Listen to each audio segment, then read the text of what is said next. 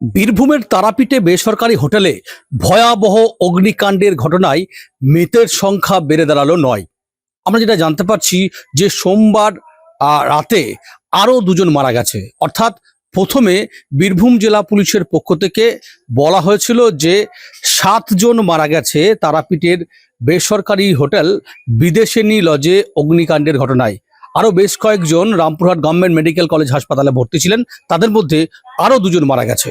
অবশ্যই যেটা আমরা দেখলাম, সোমবার সপ্তাহের প্রথম দিন ছিল, সেই গভীর রাত পর্যন্ত রামপুরহাটের যিনি বিজেপি বিধায়ক ধ্রুব সাহা, রাজ্যের দমকল মন্ত্রী কৌশিক চৌধুরী, বীরভূমের জেলা পুলিশ সুপার, জেলা অন্যান্য উচ্চপদস্থ আধিকারিকদের উপস্থিতিতে রামপুরহাট গভর্নমেন্ট মেডিকেল কলেজ হাসপাতালে সকলের ময়না তদন্ত হয়। এবং সবচেয়ে যেটা গুরুত্বপূর্ণ বিষয় সেটি হচ্ছে মেঘালয় থেকে একটি পরিবার তারাপীঠে এসছিল, যারা দর্শনার্থী তারাপীঠ মন্দিরে পুজো দিতে এসেছিল, তারা তারাপীঠে মা তারাকে দর্শন করতে এসেছিলেন। সেই একই পরিবারের ৫ জন মারা গেছে আগুনের লেলিহান শিখায় বা ঝলসে গিয়ে।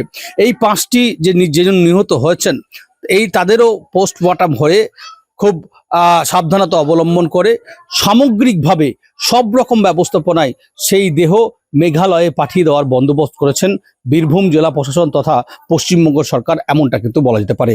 অবশ্যই ঘটনার বলা যেতে পারে যে ২৪ ঘন্টা কেটে গেছে, এখনো পর্যন্ত তারাপীঠে বিশেষ করে যে সমস্ত তীর্থযাত্রীরা এসেছিলেন, দর্শনার্থী যারা এসেছিলেন, যারা যারা পরিজনদেরকে হারিয়েছেন, সেই সমস্ত মানুষজনকে এখনো আতঙ্ক তাড়া করছে স্থানীয় বাসিন্দাদেরও। কারণ এ ধরনের ভয়াবহ অগ্নিকাণ্ড, বিশেষ করে তারাপীঠ তন্ত্র সাধনার অন্যতম একটি মিলন ক্ষেত্র, সেখানে এ ধরনের ভয়াবহ অগ্নিকাণ্ডে সম্প্রতিকালে কোনো নজির নেই। খুব স্বাভাবিকভাবেই আমরা জানতে পারছি যে একদিকে দেখতে পাচ্ছি যে রাজ্য সরকারের যে ফরেনসিক টিম, তারা এসে যেমন সেখানে গিয়ে নমুনা সংগ্রহ করে তদন্ত প্রক্রিয়া চালাচ্ছেন, খুব স্পষ্ট করার চেষ্টা করছেন যে শুধুমাত্র কি শর্ট সার্কিট থেকে আগুন লেগেছে নাকি এর আগুনের নেপথ্যে অন্য কোনো কারণ, সেই বিষয়টিও খতিয়ে দেখা হচ্ছে।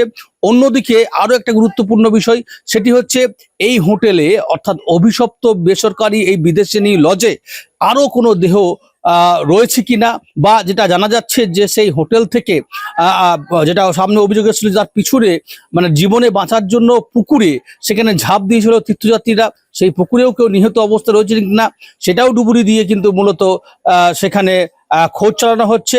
সব মিলিয়ে তারাপীঠ যে মহাপীঠ, সেই মহাপীঠে এখনো আতঙ্ক তারা করছে তীর্থযাত্রী থেকে শুরু করে স্থানীয় বাসিন্দা সকলকেই।